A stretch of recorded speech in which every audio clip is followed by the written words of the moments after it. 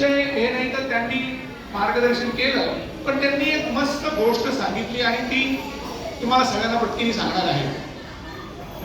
असंच त्यांनी विचारलं की कोणाला डॉक्टर व्हायचंय हात वर करा, इंजिनियर व्हायचं हात वर करा, सीए व्हायचं हात वर करा, असा कार्यक्रम होता.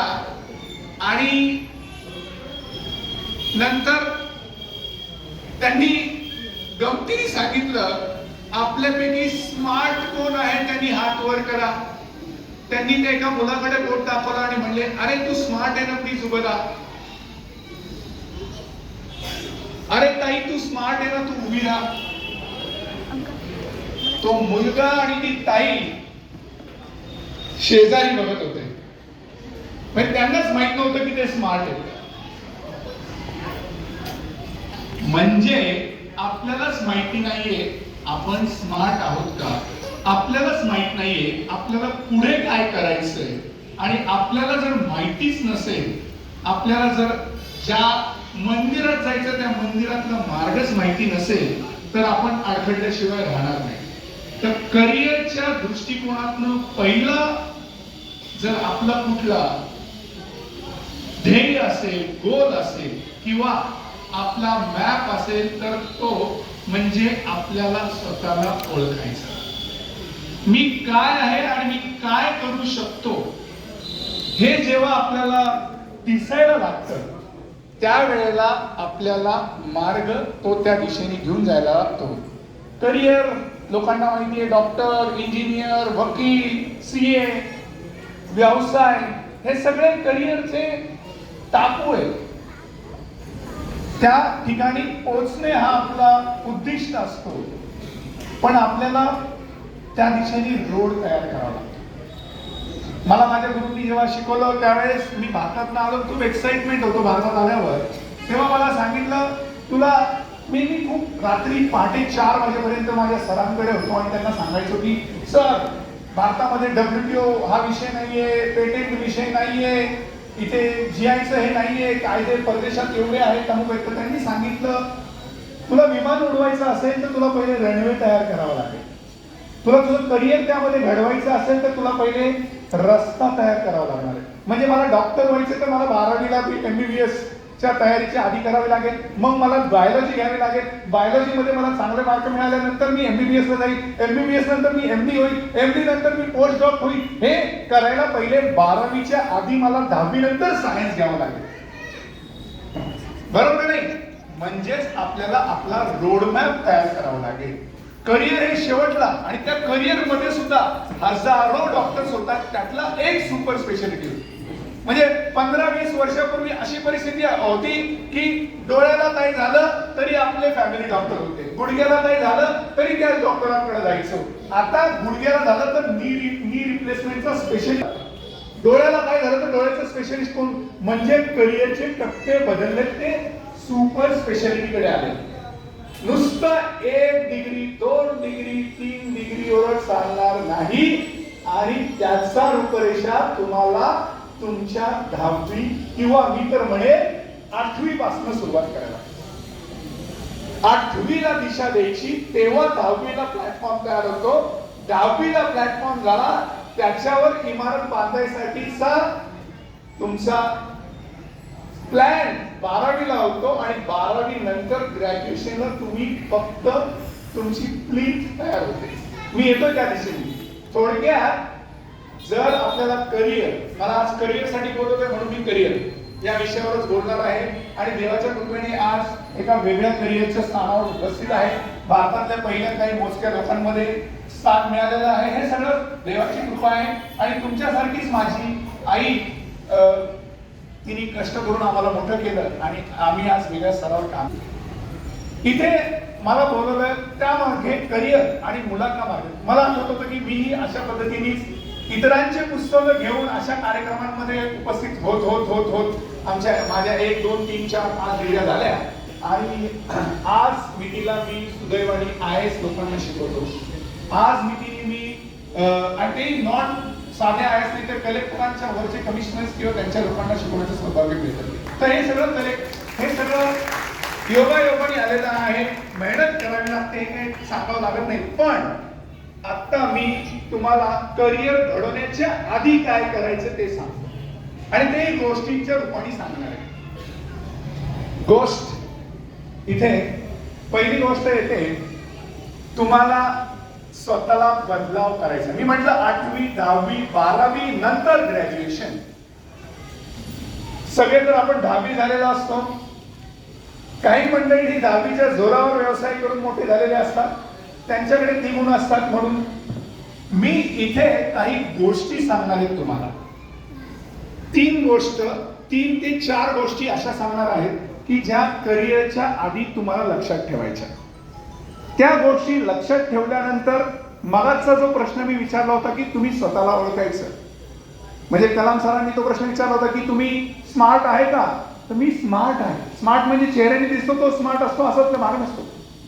जो विचारांनी स्मार्ट असतो, जो कर्तृत्वाने स्मार्ट असतो, जो ध्येय वेगळा असतो तोही स्मार्ट असतो. आपण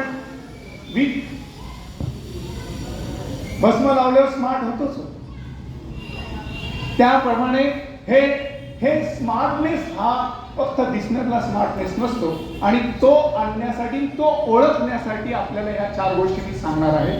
पहिली गोष्ट आहे एका बकरीच्या शर्यतीची. सगळ्यांना बकरी माहिती आहे. एक गाव असतं, त्या गावात 40 बकऱ्या असतात आणि त्या गावावर असा डोंगर असतो. त्या डोंगरावर त्या 40 बकऱ्यांची शर्यत लागते. तो साधारणतः 40 किलोमीटरचा अंतर असतं. आपल्याकडे तुम्ही बघितलं पुण्यामध्ये मॅरेथॉन होतात का नाही?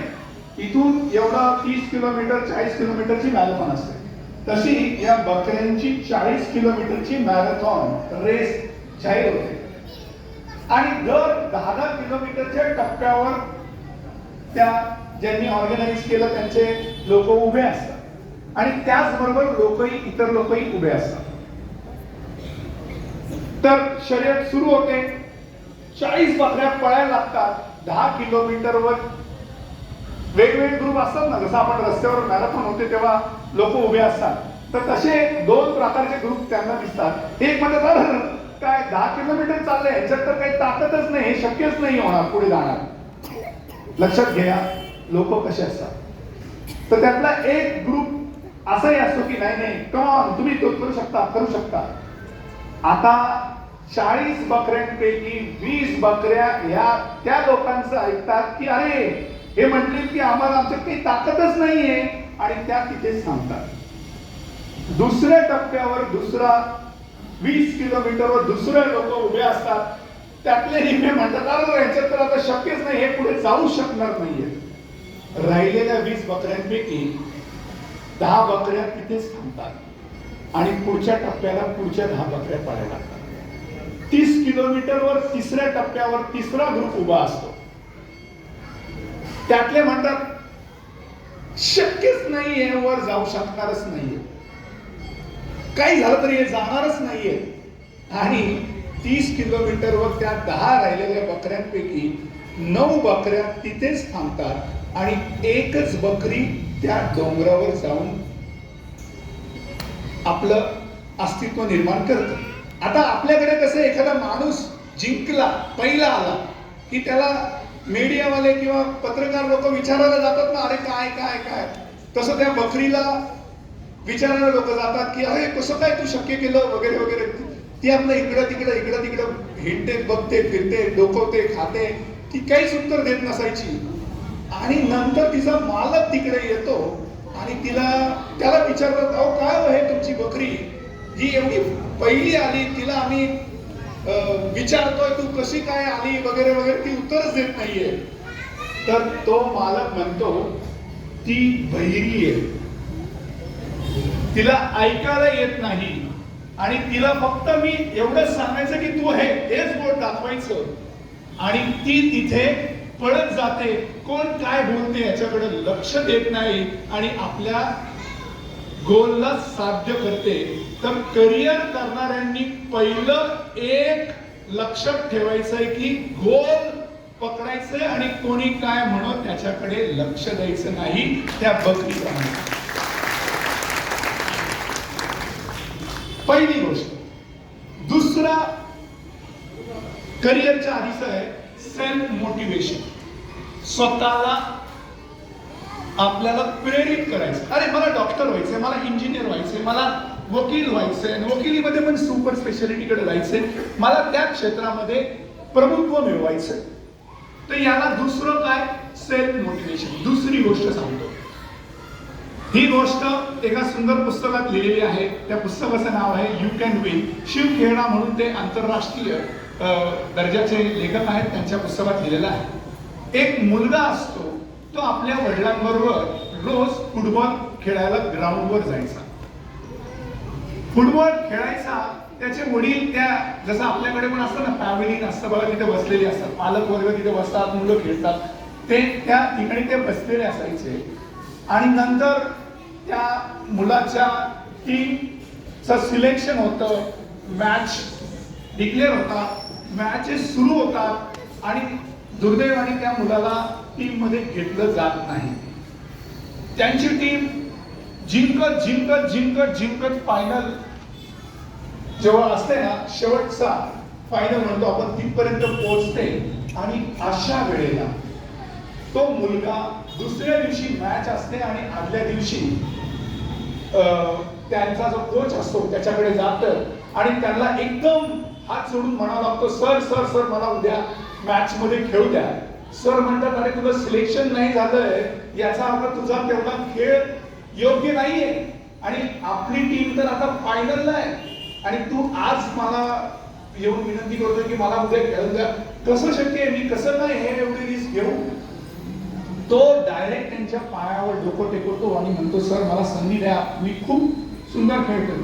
आजपर्यंत सरांनी, तोपर्यंत सरांनी त्याला तसं बघितलेलं नसतं की एवढी विनंती त्यांनी कधीच केली नव्हती. सर म्हणतात, मी आज रिस्क घेतो आणि उद्या तुला संधी देतो की तू टीम मध्ये खेळशील.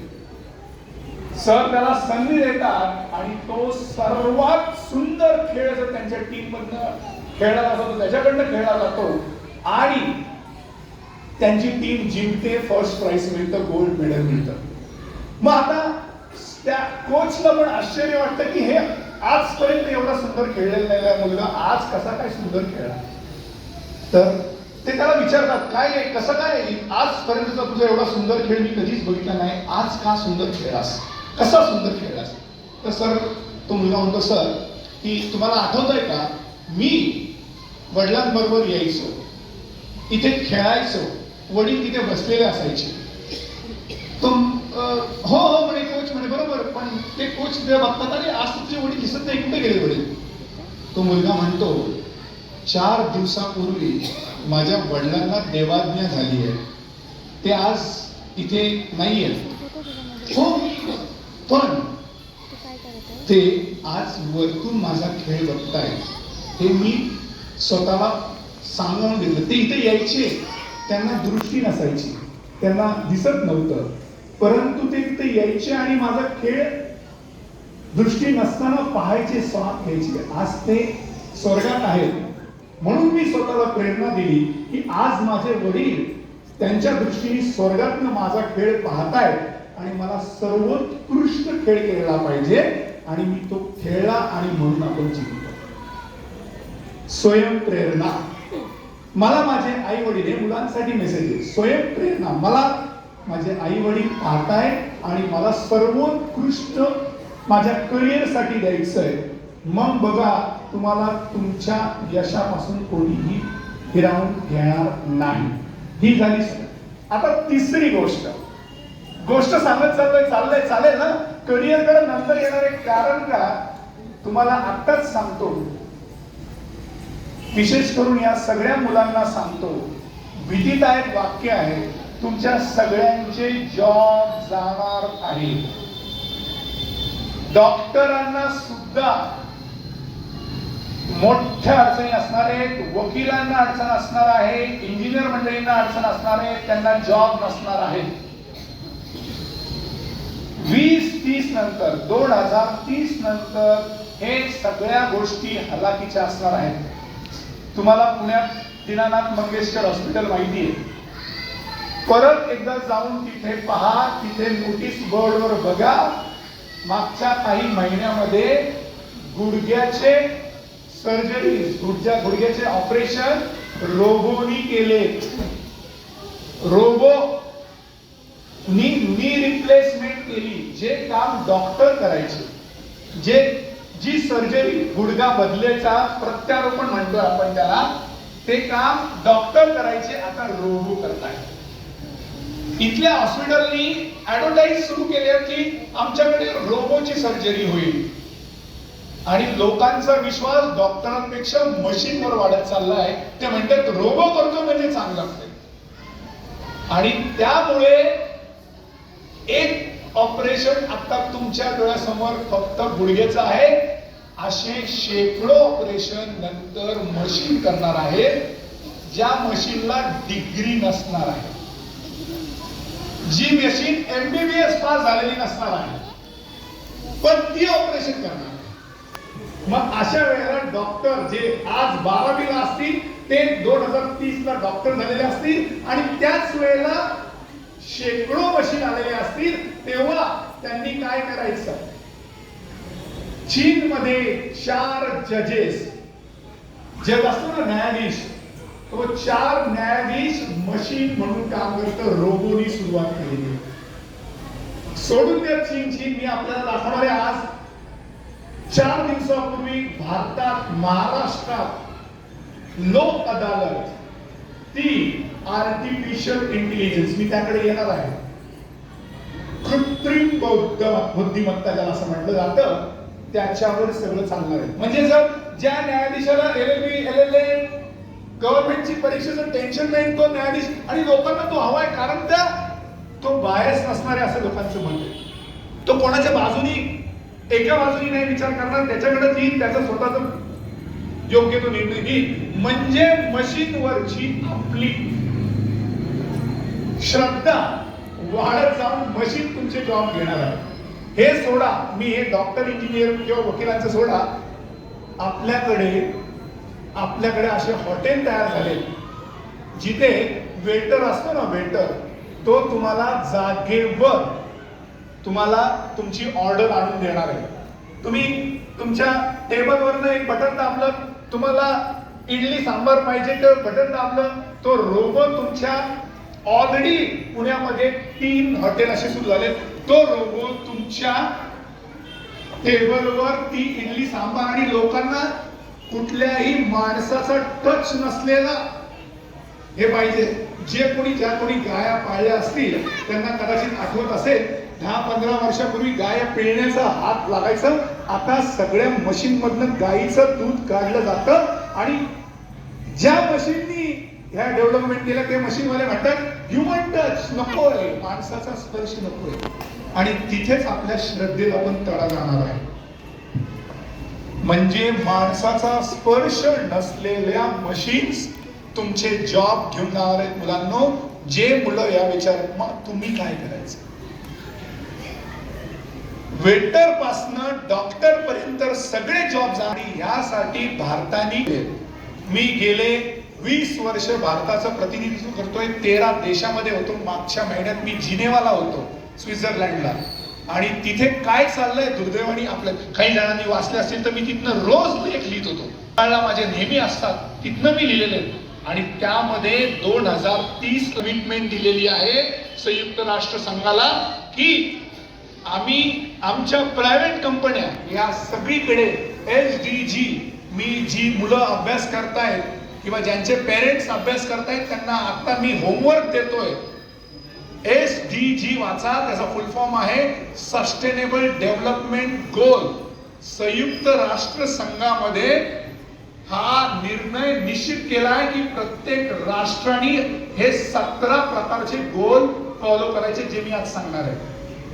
ज्यामध्ये आपल्याकडे आपण जी झाडं कापली, त्या झाडांसाठी ज्यांच्याकडे झाड असेल त्यांना कदाचित 2031-35-40 ला महिन्याला 10,000 रुपये मिळणार आहे. ते झाड फळ देऊ किंवा नो, कारण का त्यातलं carbon credit, carbon mapping, carbon footprint, ही जी मुलं काही सायन्स बॅकग्राऊंडची असतील तर त्यांना मी विनंती करेल की हे शब्द तुम्ही लक्षात ठेवा आणि याच्यावर अभ्यास करा. पुढचे 15 वर्ष 20 वर्ष हे खूप जिकरीचे आज आपली आई वडील रक्ताचं पाणी करून तुम्हाला शिकवतील आणि त्यावेळेला तुमच्याकडे जर अडचण असेल तर काय करणार. त्यामुळे आत्ताच आपल्याला आपला रणवे बनवताना असा रणवे बनवायचा की त्याच्यावरनं कुठलंही विमान होऊ शकेल. तुम्ही तुमच्या डोळ्यांनी बदलाव काही दिसतायत. आपल्याकडे इलेक्ट्रिक व्हेकल येत आहेत. का आले तो? का बसेस आपल्याकडे इलेक्ट्रिक आणि 10 बस 10 रुपयात का परवडतं? तुम्ही कधी अभ्यास केला का त्याचा? तर तुम्हाला माहित नसेल तर सांगतो, वर्ल्ड बँकेने दिलेले पैसे ज्याच्या बेसिसवर आहे, आणि वर्ल्ड बँकेने पण का दिले? का तर संयुक्त राष्ट्र संघाने सांगितलंय की पोल्युशन, क्लायमेट चेंज हे शब्द ऐकले असतील ना तुम्ही, ते त्याच्यामुळे होणारी जी हानी आहे त्यासाठी आम्ही तुम्हाला कर्ज देतोय 2-2%, पण तुम्ही ते वापरा आणि त्याच्या बेसिस जरा खोलवर जावा. जे कोणी अर्थशास्त्राचा अभ्यास करणारे असतील ते. मी जरी सायन्सचा बॅकग्राऊंडचा होतो तरी माझी शेवटची degree me MPhil in economics केली होती आणि त्याच्यानंतर IIT कानपूरला होतो मी. तर सांगायचं उद्दिष्ट असं आहे की पुढचे 10 वर्ष हे भयानक आहे, पण भिऊ नका. मी तुम्हाला पुढच्या काही गोष्टी सांगणार आहेत, त्याच्याकडे लक्ष द्या. आज आपलं काही अर्धा तासाचा 1 तासाची गप्पा होती, परंतु त्यातनं मिळालेले शब्द तुम्ही धरून पुढे जावा. HDG गोल काय आहे, रोबोटिक काय आहे, मशीन लर्निंग काय आहे, आर्टिफिशियल इंटेलिजन्स काय आहे, आणि जरी रोबोटची सर्जरी केली तरी त्यांना त्या रोबोला सांगणारा कोण आहे किंवा त्याच्या डोक्यात भरवणारा कोण आहे, हे आपल्याला काय करावं लागेल त्याची तयारी आत्तापासून करावी लागेल. आम्ही अनेक पेटंटवर फाईल केलेले आहेत. म्हणजे बाळ पोटात असेल तर ते बाळ त्या महिलेला त्रासदायक होणार आहे का, त्या बाळाला त्रास होणार आहे याची चाचपणी मशीन करून सांगणार आहे. आपल्याकडे दुर्दैवी गोष्ट अशी आहे, IT मध्ये काम करणारी जी विशेष करून महिला वर्ग आहे, त्या महिला वर्गासाठी मोठा अडचणीचा प्रश्न. म्हणजे मी माझे खूप जवळचे डॉक्टर मंडळी आहेत, त्यांच्याशी रेग्युलर मी संपर्कात असतो. त्यांच्यातल्या गायनोकॉलॉजिस्ट डॉक्टरांचं म्हणणं आहे की कोणती IT महिला जी प्रेग्नंट असते ती आमच्याकडे येते, ते पहिला प्रश्न तिचा असतो की बाळ व्यवस्थित आहे ना. आणि आमच्याकडे तर नॉर्मल डिलिव्हरी व्हायच्या पूर्वी, आणि यांचा प्रेग्नन्सी डिटेक्ट झाल्या पहिला प्रश्न असतो की बाळ व्यवस्थित आहे ना. म्हणजे त्यांनाच खात्री नाहीये की त्यांचं शरीर बाळ व्यवस्थित बाळाला हे करेल. आणि हे यासाठी मशीनला लाखो रुपये आपण भरणार आहोत. म्हणजे त्यांना काही बरेच वेळेला IT वाल्यांना काही फरक नाही. मला 2-2.5 लाख 1 लाख रुपये मशीनला दिले मी. परंतु व्हॉट अबाउट अदर्स, म्हणजे बाकीच्या ठिकाणचे काय? तर या सगळ्या प्रश्नांसाठी आपल्याला उत्तर शोधायचंय करिअरच्या माध्यमातून. तर पहिलं काय सांगितलं मी, कोणी निगेटिव्ह सांगते त्याच्याकडे न देता बकरीसारखं आपल्याला गोलकडे लक्ष द्यायचं, हे मुलांसाठी, पालकांसाठी. दुसरं काय सांगितलं, स्वावलंबन, सेल्फ मोटिवेशन, हे मुलांनी स्वतः व्हायचंय. तुम्हाला कदाचित बातमीमध्ये वाचण्यात आलं असेल की करोनाच्या पिरियडमध्ये झाले त्या लोकांना नाहीये. करोनाच्या पिरियडमध्ये लिटरली सॉफ्टवेअर तयार करण्यात आले की ह्या पिरियडमध्ये जे 10वी झालेत, 12वी झालेत किंवा ग्रॅज्युएट झालेत त्यांना बाजूला ठेवा. एका कंपनीने जाहिरातच दिली आणि खाली दिलं, corona graduated are not allowed to apply. मग त्यांनी काय करायचं? त्या पिरियड मधल्या 10वी 12वी वाल्यांनी काय करायचं? हे अनेक प्रश्न आहेत. आणि आज तुम्हाला सुदैवाने काही पुस्तकं दिली जाणार आहेत, ती जरूर वाचा तुम्ही. ज्यामध्ये मी उदाहरणं सांगितलं ना, ती त्यातली काही हे जे पुस्तक लिहिले ते स्वतः अमेरिकन सिटिझन आहेत, पण महाराष्ट्रातले, पुण्यातले ज्ञान प्रबोधिनीचे होते. आणि 20 वर्षापूर्वी त्यांनी आर्टिफिशियल इंटेलिजन्स मध्ये इंग्लंडमध्ये PhD केली होती आणि अतिशय तळमळीने भारतात येऊन ते काम करतायत. आणि असेच आम्ही काही लोकांचा सहवास आहे की ज्यातनं आपल्या भारतासाठी पुढे काही अडचणी निर्माण होऊ नये, आपल्या लोकांचा बेरोजगार वाढू नये यासाठी प्रयत्न करतात. आणि ही पुस्तकं वाचताना आर्टिकलच्या रूपात आहे, तुम्हाला सोपं जाईल की कशा पद्धतीने त्या प्रश्न उद्भव केलेले आहेत. काही गोष्टी मराठीत मुद्दामून हे प्रेझेंटेशन मी मराठी इंग्लिश असं दोन्ही याच्यात करतोय. सर्वात पहिले मुलांसाठी आणि पालकांसाठी हा 4था मेसेज आहे, तो म्हणजे आता रिस्क घ्यायची तयारी ठेवायची. जॉब अडचणीत, म्हणून भिवून पडून नाही जायचं. ताईला डॉक्टर व्हायचं, पण मग डॉक्टरचं काम मशीन करणार आहे म्हणून मी आताच थांबायचं असं न करता आपल्याला रिस्क घ्यायची, पण ती कॅल्क्युलेटेड असावी, ती स्टडीड असावी. म्हणजे त्यात अभ्यास असावा की कुठल्या क्षेत्रामध्ये मशीन पोहोचू शकणार नाही, किंवा ते पोहोचण्यासाठी मला काय करावं लागेल, किंवा ते मशीन ऑपरेट करणारा कोण असेल, किंवा या सगळ्या गोष्टींकडे आपल्याला बारकाईने लक्ष द्यावं. अशा वेळेला तुम्हाला त्या दृष्टिकोनातून अभ्यास करून रिस्क घ्यावी लागेल. आणि इंग्रजीमध्ये एक म्हण आहे, profit is a reward of risk. म्हणजे जो रिस्क घेतो त्याला प्रॉफिट मिळतेच मिळते, पण ती कॅल्क्युलेटेड असावी, स्टडीड असावी. तर हे घ्या. बऱ्याच वेळेला आपली मुलं मागे राहतात, ते म्हणजे इंग्लिशचा डाऊट करतात. मी मराठी मीडियममध्ये शिकलो, मला इंग्लिश येणार नाहीये, माझं करिअर कसं घडेल. अजिबात चिंता करू नका. अब्दुल कलाम सर त्यांच्या लोकल लँग्वेज मध्ये शिकले होते, रघुनाथ माशेलकर सर त्यांच्या मराठीमध्ये शिकले होते, ते डीजी झाले, डायरेक्टर जनरल CSR झाले. मी माझा स्वतःचा अनुभव तुम्ही कदाचित थोडं बहुत ऐकला असं मला कळलं, मी बाहेर होतो. मी स्वतः पुण्यातल्या एका साध्या मराठी माध्यम शाळेमध्ये, पण आज मी IAS लोकांना आणि नव्हे तर 13 वेळा मी भारताचं प्रतिनिधित्व अगदी दक्षिण अमेरिकेपासून स्वित्झर्लंड पर्यंत केले, आणि तिथे कुठलंही मला अडचण आली नाही. त्यामुळे आत्मविश्वास आणि इंग्लिश हे तुमचा अडचणीचा भाग नाही असं लक्षात घ्या. सर्वात महत्वाची गोष्ट, तुम्हाला जर या अडचणींवर मात करायची असेल तर पुस्तकं वाचा. पुस्तक हा आपला गुरु आहे. म्हणजे आपल्या पूर्वजांनी सांगून गेलेले आहेत आपल्याला मुक्तीचा मार्ग. तुम्ही सगळे आध्यात्मिक मंडळी आहात, धार्मिकता तुमच्या रक्तात आहे. 3 माध्यमातून आपल्याला मुक्ती किंवा परमेश्वर साध्य होतो असं म्हटलं जातं. सर्वात पहिले संत संगत जी आज मला मिळाली, तुम्हाला पण मिळते. संतांच्या बरोबरीने राहणं, त्यातही मुक्तीचा मार्ग.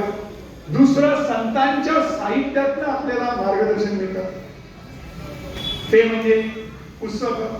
ज्यांनी लिहिले ते संतच होते, मार्गदर्शन करायला एक प्रकारे. आणि तिसरं, नामस्मरण, जे नमशिवाय असो किंवा ओम नमः शिवाय, पंचाक्षरी असो किंवा षडाक्षरी, तो आपल्याला सगळ्यांना तो माहिती आहे. त्यात बोलणं म्हणजे चुकीचं घडे. महाराज इथे आहे, सूर्यासमोर दिवा दाखवण्यासारखं आहे. तर हे आपण सुरू करायचंय. आता मी मुलांना काही उदाहरणं सांगणार आहे. मी जे पूर्वी सांगितलं ह्या गोष्टींमधनं काय, हे लाईव्ह उदाहरण आहेत मुलांना. ती डावीकडची अरुणवीणा सिंह आहे. रेल्वेमध्ये चालली होती, तिचा ऍक्सिडेंट झाला आणि तिचा पाय पूर्णपणे गेला. परंतु तिचं मगाशी सांगितलं तसं गोल आणि हे निश्चित होतं. त्या महिलेने एव्हरेस्ट सर केलं एका पायावर.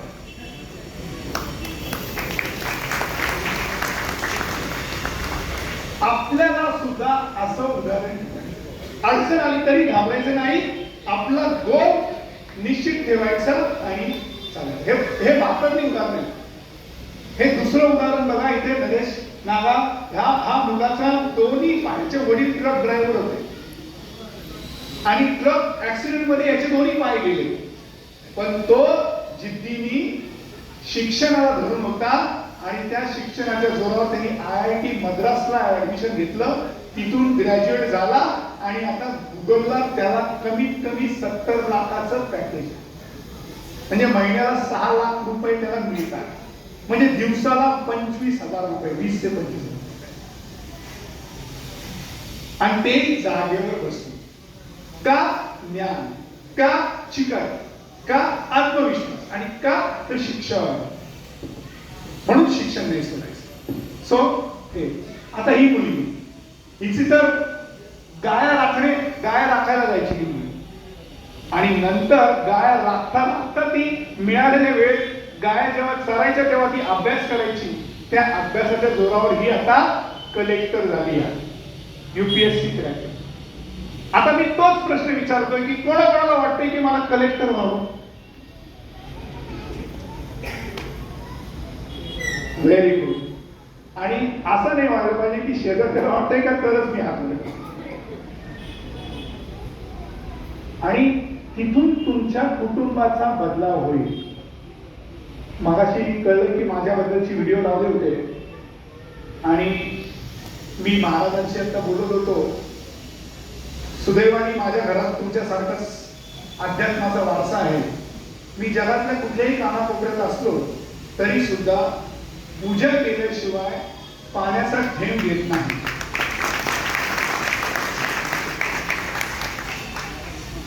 आणि हे आमच्या आईकडनं आलेलं आहे. अजून एक गोष्ट सांगू का संस्काराची, ज्यांना मुलं करिअर करायची. आज करिअर कमी आणि गोष्टीवर जास्त भर द्यावा असं वाटतंय. कारण का मला माझ्या आईसारखे आता बरेच चेहरे दिसत आहेत की ज्यांनी जिच्यामध्ये एक ताकद होती आणि ज्यांनी मुलांना केलं. सांगू का एका मोठ्या माणसाने सांगितलेली गोष्ट आहे. 4 माणसं अमेरिकेमध्ये बिझनेस करायला गेले होते, व्यवसाय करायला गेले. ते अमेरिकेत गेले आणि तिथे 100 मजल्याच्या इमारती असतात. 100व्या मजल्यावर नेमकं त्यांना घर मिळालं होतं आणि त्या घरातनं ते रोज सकाळी निघायचे, अमेरिकेतल्या आपल्या व्यवसायातलं ते व्यवसाय करायचे आणि त्या ठिकाणी परत त्या आपल्या घरी यायचे, रात्रीवर घरी यायचे आणि तिथे जेवण मागवायचे. एक दिवस आणि ते 100व्या मजल्यावर यायचे म्हणजे लिफ्टनीच जायचे यायचे. एकदा ते असेच खाली आले, बाहेर आपल्या कामाला गेले, काम करून परत आले आणि त्यांनी बघितलं की अमेरिकेमधल्या त्या बिल्डिंग मध्ये लिफ्ट बंद पडली. आता घरी जेवण मागवायचं वर, त्याच्यावेळी ते म्हणले चला आज बाहेर जेवण करून येऊ. ते बाहेर जेवायला गेले, बाहेर जेवण करून आले आणि त्यांना रोज सवय होती जेव्हा ते बाहेर जायचे कामाला, तिथल्या रिसेप्शनला आपली चावी ते देऊन जायचे आणि जेव्हा बाहेर नाही यायचे कामावर, त्या रिसेप्शन कडनं आपली चावी घेऊन परत रूम मध्ये जायचे. आता आज गडबड झाली होती, आज लिफ्ट बिघडली होती म्हणून बाहेर जेवायला गेले, बाहेर आले तरी लिफ्ट काही चालू झाली नाही. मग त्यांनी काय केलं, चालायला सुरुवात केली.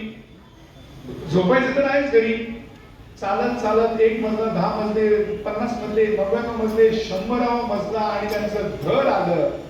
आणि घर आल्यावर त्यांना लक्षात आलं, अरे चावी खाली राहिली. आता 100 मजले कोण खाली जाणार आणि कोण वर येणार. मग त्या मोठ्या माणसाने या उदाहरणा सांगताना खूप मोठी गोष्ट सांगितली. ती चावी नसते, ती चावी म्हणजे तुमचे संस्कार असतात आणि ते कायम तुम्ही स्वतः बरोबर ठेवा, नाहीतर जीवनामध्ये प्रगती करता करता करता वर जाताल आणि यशाचा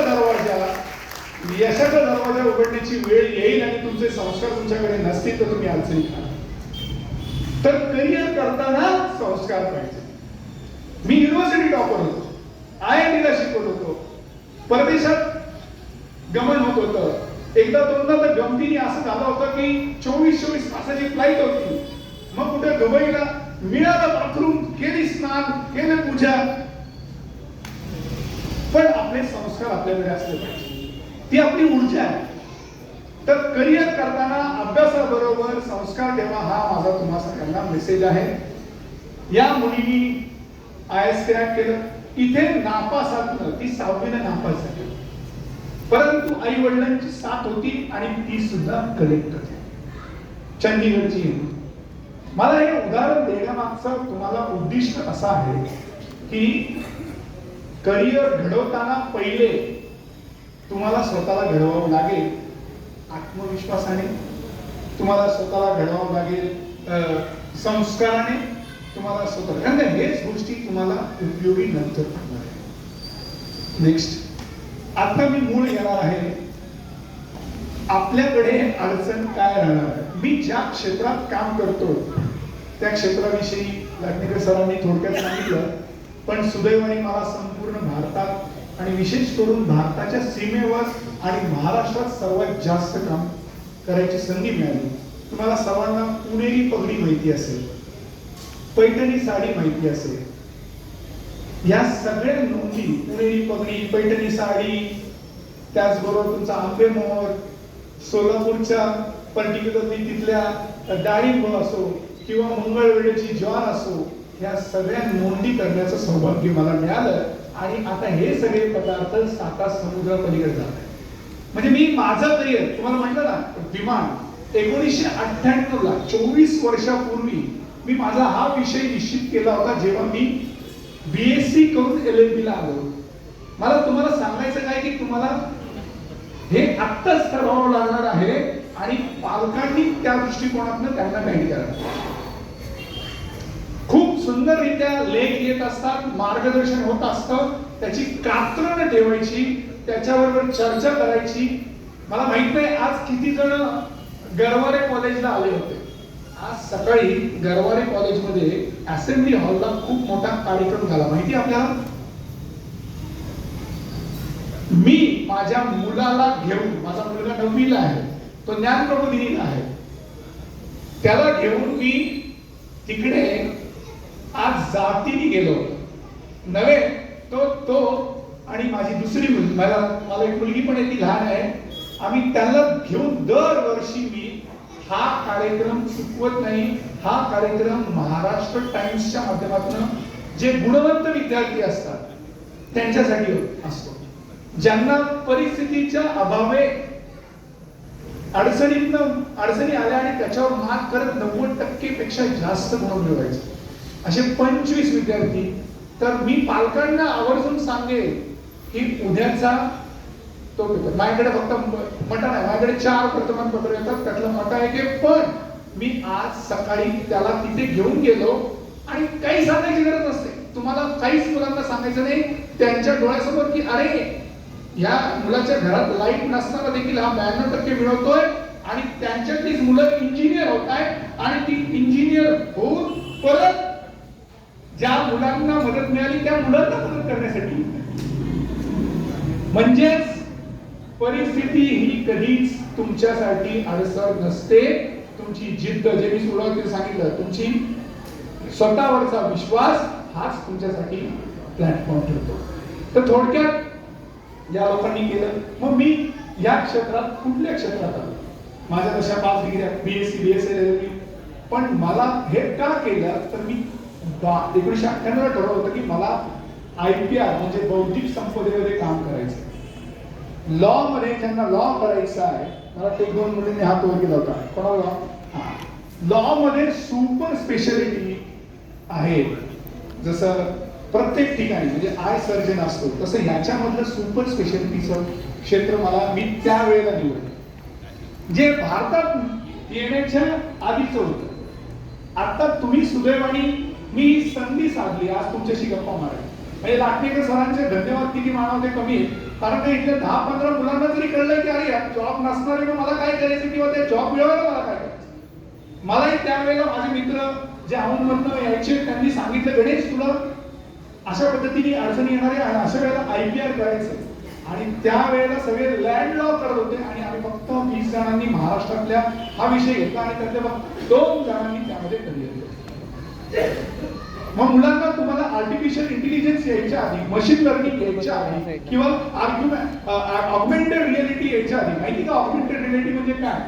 तुमच्या सारखा सेम व्यक्ती मशीन शेजारी उभी करे आणि तो सगळं सांगेल. टीचर्सचे सुद्धा जॉब गेले. चीन मध्ये काय, इव्हन छोट्या देशांमध्ये आता रोबोटिक टीचर आहे आणि ते विद्यार्थ्यांना पण उपयोगी पडतात. कारण का त्यांनी जर एक धडा शिकवलेला असेल तो परत ऐकायचा असेल तर परत बटन दाबायचं परत ऐकायचं. मग अशा वेळेला आणि सरकारला परवडणार नाही 1.5-2 लाख रुपये टीचरला देण्यापेक्षा एकदाच 50 लाख रुपये दिले की पुढचे 5 वर्ष काही टेन्शन नाही. त्यामुळे सरकार त्याला प्रमोट करणार असेल. सरकारला अर्थकारण बर्डनचं नको आहे. मग अशा वेळेला जे टीचर आहेत त्यांनी काय करायचं, डॉक्टर आहेत त्यांनी काय करायचं, वकील LLB करून न्यायाधीश होत आहेत त्यांनी काय करायचं. हे सगळ्या गोष्टी ह्या आर्टिफिशियल इंटेलिजन्स याला म्हणतात कृत्रिम बुद्धिमत्ता. म्हणजे सगळं काम हे मशीन करेल आणि हे काही नवीन नाहीये.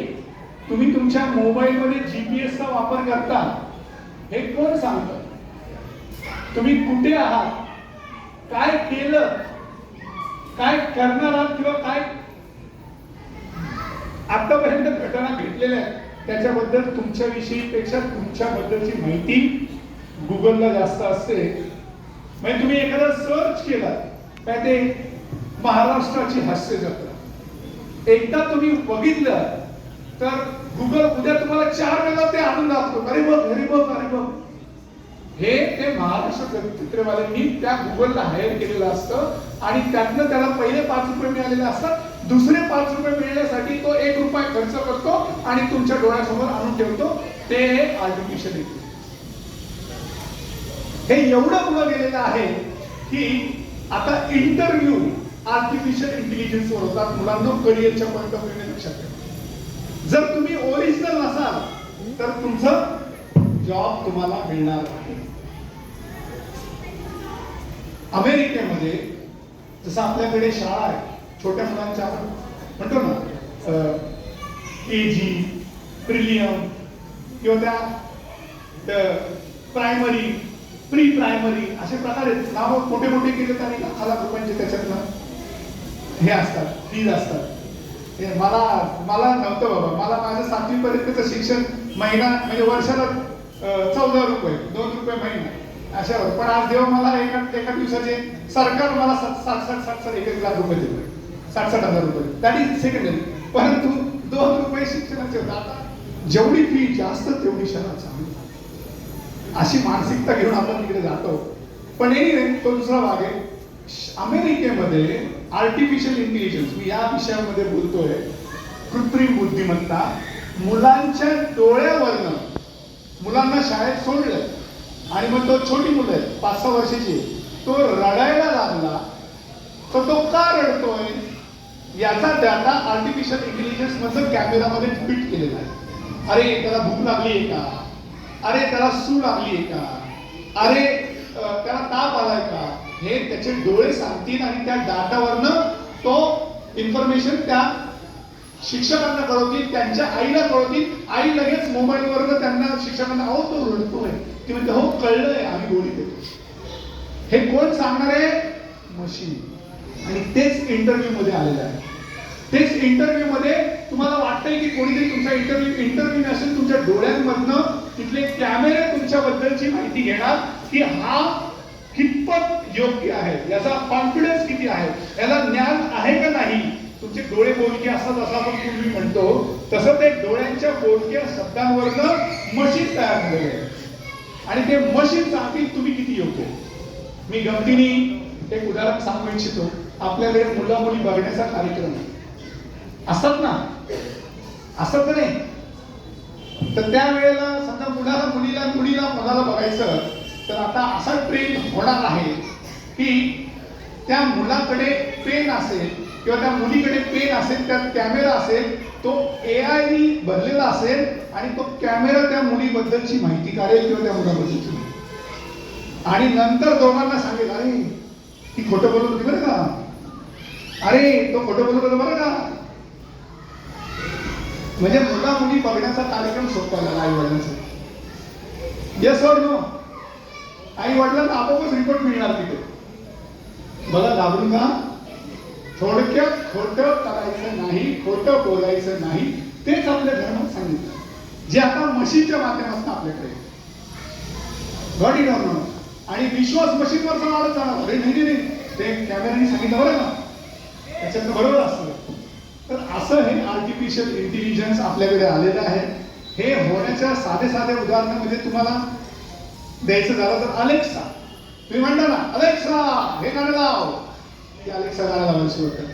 म्हणजे ती मशीन एवढी तुमच्या ऐकण्याच्या ह्याच्यात आलेली आहे. हे कसं काय झालं? उद्या अलेक्सा त्या बाईला सगळं घर साफ कर. आता साफ करणे याचा अर्थ तिला कोणासाठी देतात, करेक्ट. आणि त्यांना लँग्वेज बॅरियर आतापर्यंत होतं, ते लँग्वेज बॅरियर म्हणजे भाषा समजत नसायची, ती भाषा आता आपल्याच लोकांनी त्यांना अशी तयार करून सांगितली की त्यांना आपल्यापेक्षा जास्त समजते. म्हणजे आपल्या चुका ती दाखवती. जर मराठी टाईप करताना सुद्धा अरे हे तुम्ही चुकलं, लाल रेषा येते, म्हणजे आपलं ग्रामर आपल्याला कच्चं असेल पण त्याला फक्त झालं एवढं ज्ञान त्यांच्याबद्दल गेलं. हे आपल्याकडे प्रूफ रीडर्स असायचे.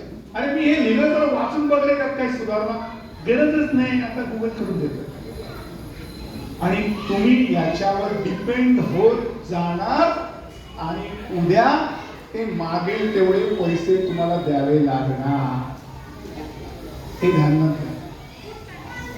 एकदा तुम्ही गुगल बाईवर डिपेंड झाला की हडपसरला यायचं कसं, निळकंठेश्वर मंदिरात यायचं कसं, हे बरोबर ती बाई घेऊन येईल. एकदा येईल, दोनदा येईल, 2022, 2025, 2026 ला म्हणे मी तुला घेऊन जाते, $10 माझ्या अकाउंटला टाक. आणि त्यावेळेला मला सवय तिची झालेली असणार. मग काय करायचं? माणसं जोडायचं. मध्ये रस्त्यावर थांबून अहो कुठे निळकंठेश्वर. मगाशी मी लवकर सुदैवाने आलो होतो. काय ते थोडं परदेशात राहण्याची आणि फिरण्याची सवय असल्या कारणाने ते चांगली किंवा वाईट सवय लागली की वेळेत जायची. मी वेळेत आलो होते, 5-6 वाजता होतो. पण मग म्हटलं चला आज इकडे. मग ते काका गाडी पुसत होते, त्यांच्याशी गप्पा मारायला लागलो. त्यांनी तिथे बोर्ड दिलं होतं निळकंठेश्वर वगैरे, आणि ते 17 सीटर गाडी होती. म्हणणारे वा. मग त्यांची मुलगी आर्या ती गाडी त्यांच्यावर पुसत होती. म्हणलं बेस्ट. जी मुलगी आपल्या वडिलांना बरोबर साथ देते ती जगात कोणालाही साथ देऊ शकते. आणि ती मग मी गप्पा मारत बसतो त्यांच्याशी. किती सीटर आहे, काय, माझ्या ज्ञानात भर पडत गेली अजूनही करत. तर हे थँक्स टू डिले झाला आपला. कसा मला हा फायदा झाला की मी नेटवर्क वाढवलं आणि त्यांची माझी एवढी जवळ आली की ते म्हणले अहो सर तुमच्या मुलांना माझ्या घरी घेऊन चला ना, त्यांना फ्रेश व्हायचं असेल.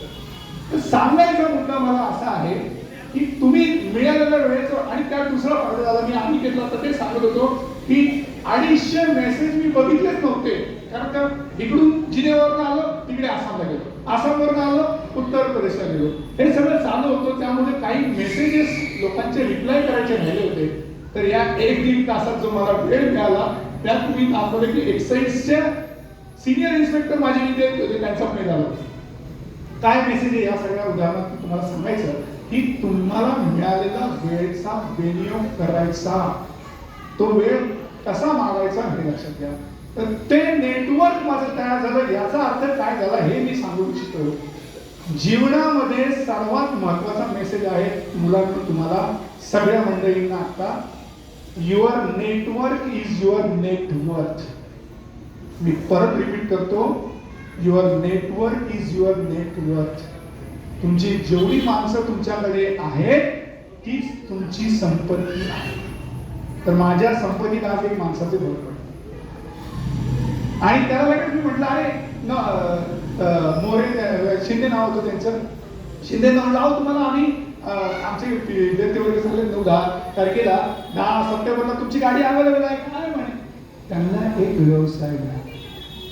माझ्या लोकांना गाडी मिळाली. जाता जाता तुम्हाला खूप काही चांगलं काम करता येतं आणि ते करता आलं तर. हे खूप गोष्टी आहेत. खरं तर मी गोष्टी सांगायला लागलो तर 12 बसतील. मी गोष्टींपर्यंत शिकलो आणि गोष्टी आपल्याला खूप शिकवतात आणि त्या तुम्हाला पुस्तकातून मिळतात. म्हणजे नाही तर सांगून टाकतोच. मी माझ्या मुलांना नेहमी सांगतो. काल परवाच आपल्याकडे गोकुळाष्टमी झाली आणि कदाचित हा मेसेज सगळ्यांना उपयोगी पडणार आहे. करिअरच्या पलीकडे जाऊ का गाठेकर सर, जाऊ का? करिअरच्या पलीकडे आहे. कृष्ण आणि अर्जुन दोघं एका गावात गेलेले. त्या गावामध्ये एक पंडित भिक्षेसाठी आलेले आणि फार दयनीय स्थिती आहे त्या बिचाऱ्या पंडितांची किंवा त्या संतांची. आणि तो ते अर्जुनाला दया येते. अर्जुन सगळे अंगावरचे दागिने काढतो. त्यांना येतो की गुरुजी आता तुम्ही चिंता करू नका, तुमच्या 4 पिढ्यांना पुढे एवढं हे धन मी तुम्हाला देतो. ते गुरुजी खुश होतात, संत खुश होतात. घरी निघतात आनंदाच्या भरात. रस्त्यात त्यांना एक चोर गाठतो आणि चोर त्यांच्याकडनं हे सगळं धन पळून घेऊन जातो. ते खूप विचारत असतात चांगलं, अरे माझं आज कल्याण झालं, माझं हे झालं, माझ्या मुलांना मला भरपूर मिळालं. आणि अशी घटना घडते. निराश होतात, घरी येतात. त्यांची पत्नी त्यांच्या निराश चेहरा बघते आणि ती म्हणते की काय झालं, मग ते सगळं सांगतात असं असं झालं, माझं नशीबच फुटकं. दुसऱ्या दिवशी परत भिक्षा मागायला गावात जातात. अर्जुन आणि कृष्ण तिथेच असतात. ते म्हणतात की का हो पंडितजी, का हो गुरुजी, कालच तुम्हाला आम्ही एवढं दिलं, आज पण तुम्ही भिक्षा मागायला गावात आला. मग ते सांगतात की असं असं घटना घडली. मग अर्जुन म्हणतो की ठीक आहे. अर्जुन त्यांना एक मोती देतो. तो म्हणतो की हे मोती आहे ना अतिशय अमूल्य, या मोतीची किंमत करताच येणार नाही तुम्हाला, आणि तुम्ही हा तुमच्याकडे नीट मात्र जपून ठेवा. गुरुजी परत आनंदाने घरी जायला निघतात. घरी जातात आणि डोकं दडवतात की त्यांच्याकडे जुनं मटकं असतं, त्या जुन्या मटक्यामध्ये तो मोती ठेवतो. आता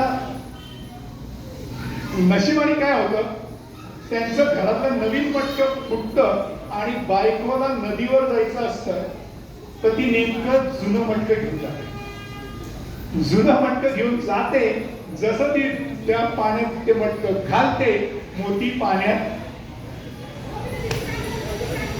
गुरुजी घरी येतात, बघतात जुन्या मटक्यामध्ये पाणी भरलंय.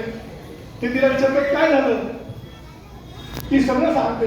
ते म्हणतात अरे माझं डोकं, माझं कर्म, जे मला मिळालं होतं ते पण केलं, आता काय करायचं. परत तिसऱ्या दिवशी गुरुजी गावात भिक्षेला जातात आणि परत कृष्ण आणि अर्जुन भेटतात. आणि अर्जुन परत विचारतो मी तुम्हाला एवढा अमूल्य मोती दिला, तुम्ही त्याचं काय. ते सगळं सांगतात. असं असं बायको पाण्याला गेली, नेमकं नवीन मटकं फुटलं होतं आणि म्हणून मी जुनं मटकं घेऊन गेलो, आणि असं सगळं रामायण झालं. अरे देवा, आता अर्जुनाकडे काय द्यायला नसतं. पण मग अर्जुन कृष्णांना म्हणतो की अहो तुम्ही भगवंत यांना काहीतरी द्या. कृष्ण त्यांच्याकडे 2 पैसे असतात ते देतो. कृष्ण 2 पैसे देतो आणि पंडितजी एकदम त्याच्याकडे बघतात, एवढा मोठा राजा मला 2 पैसे दिले, काय याचं काय, असं ते पंडितींचं गुरुजींचं चालू असतं. आणि मग तसाच गुरुजी परत घरी निघायला निघतात. पण गुरुजी निघायला निघतात तेव्हा एक कोळी त्यांनी एका माशाला पकडलेला असतो. तो मासा तडफडत असतो आणि कोळ्याला त्या विकायला घेऊन जायचा असतो. मग गुरुजी म्हणतात अरे हा मासा तडफडतोय बरं का, याला आपण विकत घेऊया आणि याला पाण्यात सोडूयात, नाहीतरी या 2 पैशाचा मला काही उपयोगच नाही. मी या माशाला तरी हे उपयोगी पैसे पडतील असं ते विचार करून गुरुजी आपल्या कमंडलूमध्ये त्या माशाला घेतात, त्या कोळ्याला 2 पैसे देतात आणि नदी किनारी जातात, माशाला सोडतात आणि त्यांच्या कमंडलूमध्ये तो मोती सापडतो जो त्या माशांनी खाल्लेला असतो. आणि ते बघितल्यावर गुरुजींना एकदम आनंद होतो. ते जोरात ओरडायला लागतात मिळाला मिळाला मिळाला.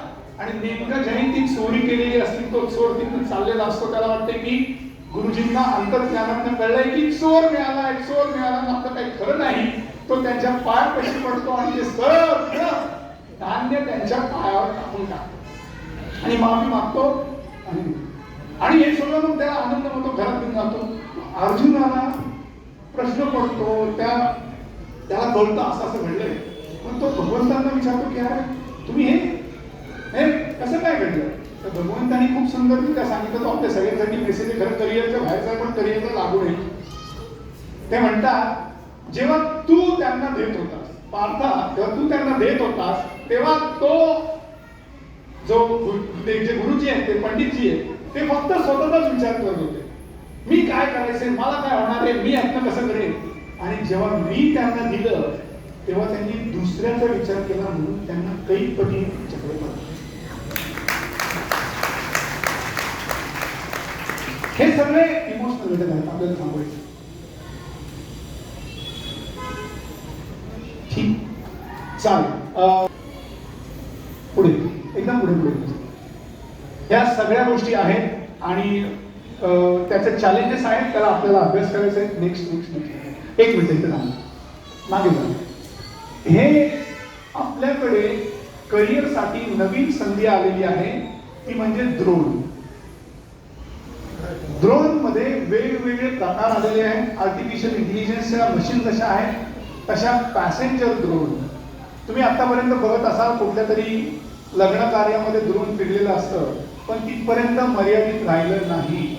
माणसाला मला इथून माझ्या शनिवारवाड्याच्या तिथल्या माझ्या घरापर्यंत हे ड्रोन 5 मिनिटात पोहोचले होते. मी इथून बसेल आणि पटकी मला ट्रॅफिकची गरज नाही, 5 मिनिटात पोहोचलो. तसंच मला काही वस्तू पाहिजे तर हे ड्रोन पॅसेंजर ड्रोन पुढे जा, पुढे पुढे 1 मिनिट मागे जा, मागे मागे. चीनमध्ये तर असे मोठ्या प्रमाणात झालेत, पण आपल्याकडे पण आता असं वरुण नावाचा ड्रोन. तर मी ज्या मुलांना करिअरमध्ये 2030 मध्ये काम करायचं असेल त्यांनी ड्रोनचा अभ्यास सुरू करा. पॅसेंजर ड्रोन, शेतीमध्ये तुमच्या कुठे कीड लागलेली आहे तिथे फवारणी करायची असेल, पुढे पुढे चल पटापट पटापट घेतो. हे इलेक्ट्रिक जीपीएस तर मी ऑलरेडी सांगितले, हे 17 बोलेल, त्याचा सविस्तर आपल्याला कधीतरी गप्पा मारूया. हे बघा, आहे मी मगाशी सांगितलं की आपल्याकडे न्यायाधीश येणार आहेत. त्या ताईला कोणाला करायचं आहे तुला, आणि तू आवर्जून माझा नंबर घे, पण सुपर स्पेशालिटीकडे जा. स्टोरी मी भरपूर पुणेरी पगडी जेव्हा नोंद केली, आता आपण परंपरा आपल्याला कसं वाचवणार आहे याचं हे उदाहरण आहे. 2007 ला आम्ही पुणेरी पगडीचं GI केलं, रजिस्ट्रेशन केलं. त्यावेळेला फक्त 9 महिला काम करत होत्या पगडी बनवणाऱ्या पुण्याचे. आणि त्याच वेळेला आम्ही विद्यापीठांना विनंती केली की पुणे विद्यापीठाला की हे जे इंग्रजांचं कॉन्व्होकेशन हुड आहे ते रिप्लेस करा आणि पुणेरी पगडी घाला. आणि 2020 ला पुणे विद्यापीठाने ते मान्य केलं, पण नोंद आम्ही 2007 ला केली होती. आणि आता तुम्ही बघाल तर सगळीकडे पुण्यामध्ये पुणेरी पगडीची सन्मान होतो. आज जवळपास 5 लाख पुणेरी पगडीची डिमांड वाढली आहे आणि त्या सगळ्यामध्ये 9 मधून 100 महिला काम करता येतात. म्हणजे तुम्हाला मी प्रश्न सांगितले आणि उत्तरही सांगतोय की तुम्हाला वाचवण्याची क्षमता ही तुमच्या परंपरेमध्ये आहे.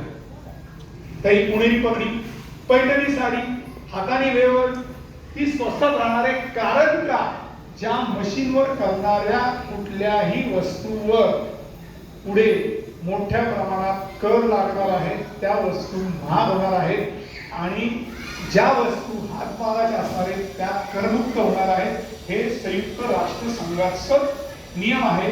त्यावेळेला तुम्हाला तुमची पैठणी महाग मिळेल. त्यामुळं आतापासून घेऊन ठेवा. आणि मी विकत नाही तर लोकांना वाटेल की मी विकायला आलो, तर पैठणी केली. नेक्स्ट प्लीज पटापट पटा. हे शेतीसारखं, शेतीमध्ये जाऊन काम करणार आहे. म्हणजे जो प्रश्न असायचा ना, लेबर मिळत नाहीये, सगळं आता सुसरीत होणार आहे. परंतु हे ड्रोन कोणी बनवलेले? चीन, अमेरिका. मग आपली मुलं बनवू शकतात. म्हणजे ज्यांना इंजिनियर व्हायचं आहे त्यांनी लक्षात ठेवा, ज्यांना सायंटिस्ट व्हायचं त्यांनी लक्षात ठेवा की हे करिअरचे ऑप्शन आता आपल्याला उपलब्ध आहेत. तसंच ज्यांना मेडिकल मध्ये जायचं त्यांना हे लक्षात ठेवा की आपल्याला रोबोटिक सर्जरी मधल्या एक्सपर्टीज व्हायचं आहे. ज्यांना लॉ मध्ये काम करायचं त्यांना लॉ फील्डच्या पॉइंट ऑफ व्ह्यूने, ज्यांना सीए मध्ये आता ऑलरेडी फॉर्म एकदम सिंपल फॉर्म मिळतात, पण ते फॉर्म व्हेरिफिकेशन हे ह्युमन बीइंग करेल, कारण का ती एरर घेऊन सांगणार नाही. अशा वेळेला हे सगळं उपयोगी पडेल. नेक्स्ट हे सगळं वेगवेगळ्या क्षेत्राशी निगडीत असलेलं आहे. मी मुद्दामून तुम्हाला अशा प्रेझेंटेशनच्या माध्यमातून दाखवण्याचा प्रयत्न करणार आहोत की आपल्या देशातले उदाहरण काय आहे, आपल्या देशात काय होणार आहे. आणि हे सगळं खूप वेळ लागेल खरं सांगायला. मी आलो होतो गप्पा मारायला खरं 1-2 तास, पण आता आज थोडं कमी मारूयात. पण तुम्हाला गुगलवर नाव टाकलं तर बरेचसे काही काही लेक्चर्स मिळतील, त्यातल्या ह्या काही गोष्टी. नेक्स्ट भारत खूप चांगल्या प्रकाराने पुढे चाललेलं आहे. शैक्षणिक धोरण बदलतंय. शालेय जीवनामध्ये ह्या विषय जे मी तुम्हाला आता शिकवतो ते येणार आहे. Artificial intelligence, machine learning already 2020 ची जी आपली शैक्षणिक धोरण आहे त्यामध्ये केंद्र सरकारने घेतलेलं आहे. परंतु तुमची जी बॅच आहे जी 2020 ते 2030 मधली, ज्यांना हे शैक्षणिक धोरण लागू नाहीये त्यांना खूप मोठे चॅलेंजेस आहेत. आणि त्यांनी अभ्यास हा एकमेव मार्ग आहे, चर्चा हा एकमेव मार्ग आहे, वेगवेगळ्या पुस्तकांचा अभ्यास करणे हा एकमेव मार्ग आहे, त्याच्यातून पुढे जाणार. नेक्स्ट हे सगळं स्पोर्ट्स मध्ये पण आहे. एक जाता जाता विश्वनाथ आनंद तुम्हाला माहिती असते, चेस प्लेअर, त्यांनी कितीतरी जिंकले वगैरे गोष्टी, परंतु कम्प्युटरनी त्यांना जिंकलं असे उदाहरणं आहेत. आणि का जिंकलं तर त्यांच्याच मूळ कम्प्युटरनी डोक्यात ठेवलं होतं की हा पुढे काय करणार, त्याच्या आधी आपण काय. हे आर्टिफिशियल इंटेलिजन्स ही कृत्रिम बुद्धिमत्ता जी तुमच्यापेक्षा तुमच्याकडूनच घेतलेल्या गोष्टींच्या पेक्षा जास्त काम करेल, अशा वेळेला तुम्हाला किती बुद्धिमान व्हायचं हे तुम्ही ठरवायचं. हा माझा महत्वाचा मेसेज आहे. Next please. याबरोबरच पुढे थांबायचे, मधलं काही हे झालेलं आहे, परंतु मी मनापासून लाटणेकरजींचे, महाराजांचे आभार मानतो. आणि तुम्ही सर्वांनी शांतपणे मला ऐकून घेतलं, मला ही संधी दिली काही विषय चांगला वेगळा तुमच्यापर्यंत मांडण्याची. खरं माझा विषय पेटेंट आहे, GI आहे, त्यातलं थोडंच उठलो. पेटेंटवर आम्ही भरपूर काम केलं आणि आम्हाला देवाच्या कृपेने एक वेगळ्या रिकग्निशन्स आहेत. तरी मी आपल्या सर्वांचे मनापासून आभार मानतो. लाटणेकरजी आणि इतरांचे मनापासून धन्यवाद मानतो. Thank you very much.